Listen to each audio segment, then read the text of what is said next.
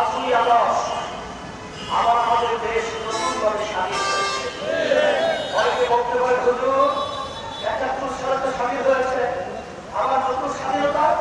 আসলে আমরা স্বাধীন দেশ বলতাম ঠিকই, কিন্তু আমরা স্বাধীন দেশে বসবাস করেছি পরাধীনতায়। আসলে 5ই আগস্ট আমাদের দেশ আবার স্বাধীন হয়েছে, এখন আমরা স্বাধীনভাবে কথা বলতে পারছি, এখন আমরা স্বাধীনভাবে কাজ করতে পারছি, এখন আমাদের মৌলিক অধিকার আমরা বাস্তবায়নের জন্য কেন্দ্র তৈরি করতে পেরেছি।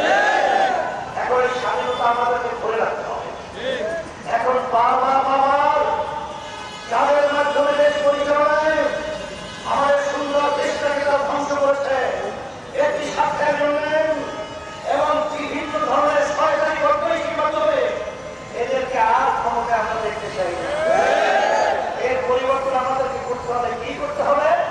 এই দেশের ভিতরে ৯৯ মুসলমান বসবাস করে, এই দেশের ভিতরে আমি ভালো নাই, এই দেশের ভিতরে বাংলাদেশের রাজধানী ঢাকাকে বলা হয় মসজিদের নগরী।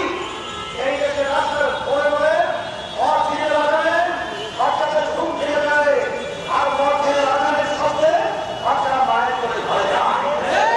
এই দেশের মধ্যে ইসলামী নীতি আদর্শ যখন বাস্তবায়ন হবে, তখন একটা পৃথিবীতে পর্যন্ত তার শান্তি বিজ্ঞানিত হবে। কিন্তু এখন কি দাবি?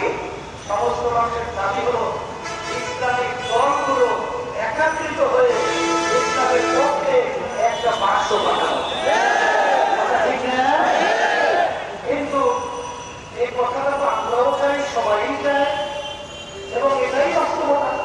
কিন্তু দুঃখের মধ্যে বলতে হয়, বিগত দিনে বাংলাদেশের ৫৩